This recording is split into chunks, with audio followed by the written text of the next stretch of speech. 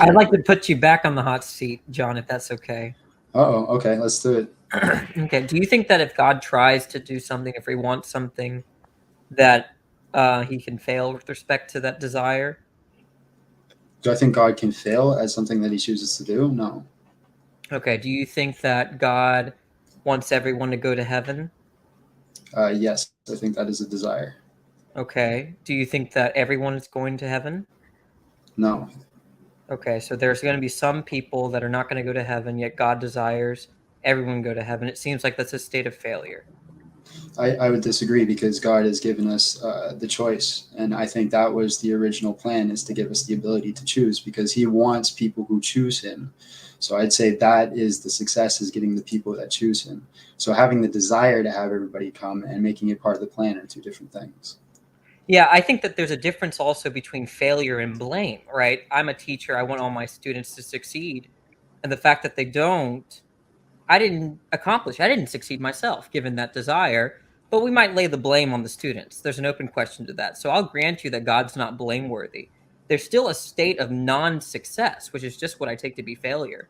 If I want X and there's no X, the state of not X is out of conformity with that desire for X. That's all I take to be failure.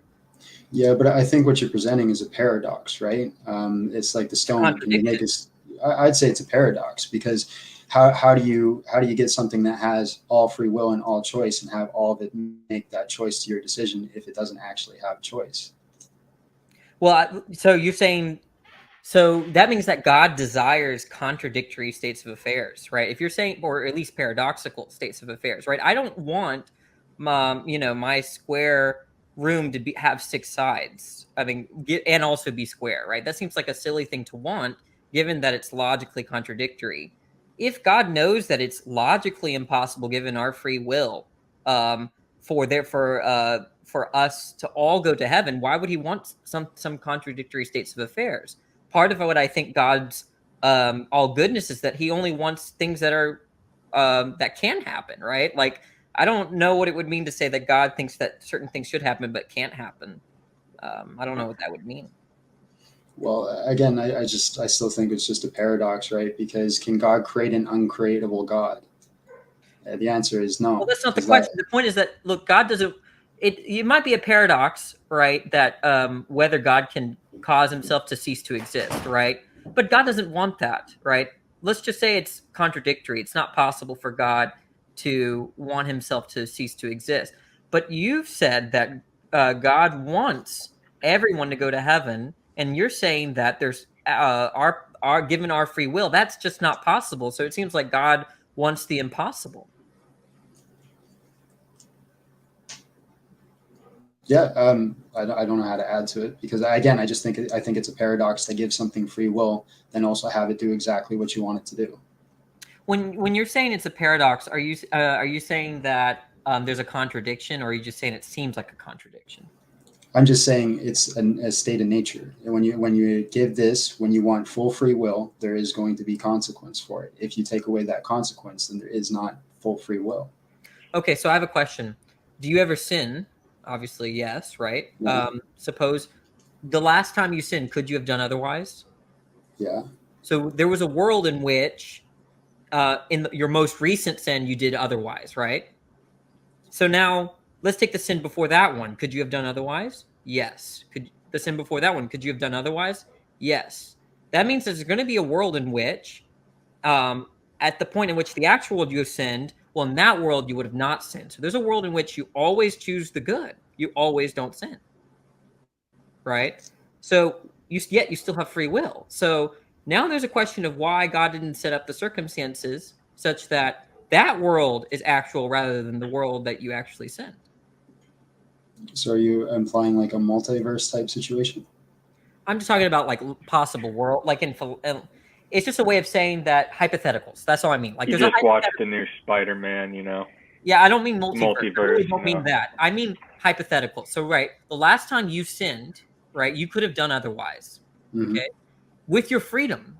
That means there's another hypothetical, another world in which you did not sin. And I'm saying that you could apply to that same kind of what I just did there in that particular most recent sin, you could apply to every sin you've ever committed, such that in every point you could have done otherwise, which means there's a hypothetical in which you always do the good, so you didn't sin, you always chose God, the godly way, and you still had free will. So it's not that paradoxical to me. It seems like if everyone could have done otherwise with respect to their sin, that means there's some world where nobody sinned. I mean, I understand what you're saying, but I just don't think it's a possibility. Well, you don't think it's so do you think that, once again, at a point which someone sins, do you think it's possible for them to have done otherwise? I think it comes down to the choice. But again, when we come to, like, we're talking about situations where, like, we don't know. Like, we're not going to be able to present this on the table and see what happens. Well, actually, I can provide you a biblical verse, right? Doesn't the Bible say that you can resist any temptation that's given to you? Yeah, so it says that you're not given any temptation that you cannot handle, yes. Okay, that means that at every point in which you could have done otherwise, every point in which you sinned, you could have done otherwise. Had you been determined to do that action, then it seems like the Bible verse is not true, that the temptation sort of determined you and you could have not done otherwise. Yeah, but I can do a lot of things that I don't choose to do. Yeah, but what I'm trying to highlight is that I think you and I had agreed at some point that when someone says they could have done differently, they could have not sinned, right? Do we agree on that? Yeah. Okay, so that means that out of all the sin of your life, you could have done differently, which means there's some hypothetical out there in which you had free will and you never sinned. You always chose God, and that includes being saved, right? Because I think that on Christianity, it's wrong. It's not good, rather, for non-belief, right? To reject God. Okay. But could and would are two very different things. Yeah, but I could have made those choices. The question is, would I?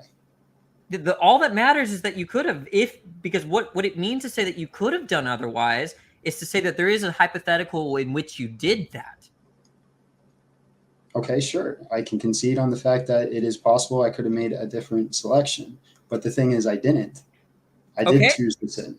Yeah, so the point is that there's a hypothetical in which you always do the good, you never sin, and you still have free will, which means that it's not paradoxical, as you're saying, for God to actualize a world in which you never sin and no one ever sins, because that logic is going to apply to all agency. But then you're imposing that God is choosing what we're doing, which means there is no decision. No, I don't think that implies that, right? I'm not presupposing Calvinism. God actualizes every state of affair. Think about this. If God did not exist, we wouldn't be here to make decisions, right? Right. Okay, so that means that God is responsible for the sustaining existence, sustaining every event. He could just change his mind and suddenly everything go poof, right? Well, so I think that's like saying if you didn't exist, your students wouldn't be there to miss answers on their test. Well, that's not true. Someone else could have, some other teacher could have been there.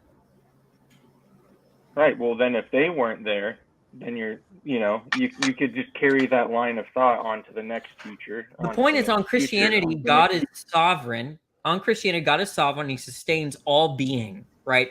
I don't sustain the being of my students. I don't even, in fact, anything that I do end up making true, something else could have made true. But God is not that way, right? Everything physical, every agent, every human being, every demon, everything exists only because God exists and God intends for it to exist. So the point is that there is a partial responsibility, right? That God actualizes the scenarios in which we do freely choose our decisions. Yeah, the thing is though, like if we attribute to the Christian God and we go biblically, we see choice is very much an option. It's part of that. We even see Yahweh conversing with people where they have back and forth, where Yahweh gives a commandment and somebody will say, oh, I'd rather do it this way, and Yahweh concedes to their way. We see people living independently, making their own choice. Again, it seems like you're imposing that Yahweh sets us up on the path of where we're going to choose. Now, he does have a plan. He does decide what we're going to do along the path. But we have a choice to go left, we have a choice to go right, but there is a path. And when we choose to go right, sometimes that's the sinful nature. Yeah, I'm saying that God's sovereignty is compatible with our free choices. We made a choice to come onto this stream. God could have set up a world in which we freely chose to do something different, right? He could have snapped and the internet went out, and instead I'm having dinner with my wife, which is something I should do right now. I think you're presenting the problem of evil in a different case. You're just implying that it should be a world set up where we can only make the right choice. Yeah, I don't see any logical contradiction in that. It seems like an all good would set up the world in which there's no sin, given that he does not desire any sin, and also given the fact that he desires none should perish. It seems like the fact that people are perishing, the fact there is sin, given God's desires that antithetical desires to those things, right? He's failing. So I would disagree on the fact on that being free will, though, because if your only option is to do what God chooses you to do, then are you truly free to go against him, which is an option that he presents? Well, I'm not saying that, right? You could have done differently, right? Every time imagine a basketball player that always gets his free throws. I don't think there's no such basketball player, but it's possible, right? Doesn't mean he could have not missed. So just because you can always choose the good doesn't entail that you could have not done otherwise. And secondly, God has free will. He can't do evil. So having free will doesn't establish the impossibility of always doing the good. I think you're kind of, I think some of your, I guess some of the questions in your line of thinking, I can see where it stems from just kind of the beginning, what God wanted with man. Now, when God made Adam in the garden, he wanted to walk with him. He co-labored with him. We were made in his image and we were meant to do things with him, right? So when Christians say free will, that's where we're coming from, right? He wanted to do things with us, and for that to happen, we could not be robots, right? We could not just be programmed, you know? Well, all I'm saying, and I have to end with this, I'll give you all the last word. All I'm saying is this. There's no contradiction given that in these propositions that someone always does the good, okay? Or even we could say someone that can't do evil and someone having free will, given that God can't do evil and he always does the good and he has free will. You're going to have to either, if you're contesting, if you're really throwing this free will theodicy at me, you're going to have to give up on the fact that God has free will and he's just a robot. But yeah, but he has nature, his own nature. He made us with a different nature, and the nature again is to choose to either. So if we're talking about the evil, right? Evil is just sin. Sin means to go against what God intended us to be. God intended us to be with him, but he didn't want us to be, again, robots. So our choices are just simply to intend to either be with him or be without him. When God acts, he is all good, but he can't choose to be without himself.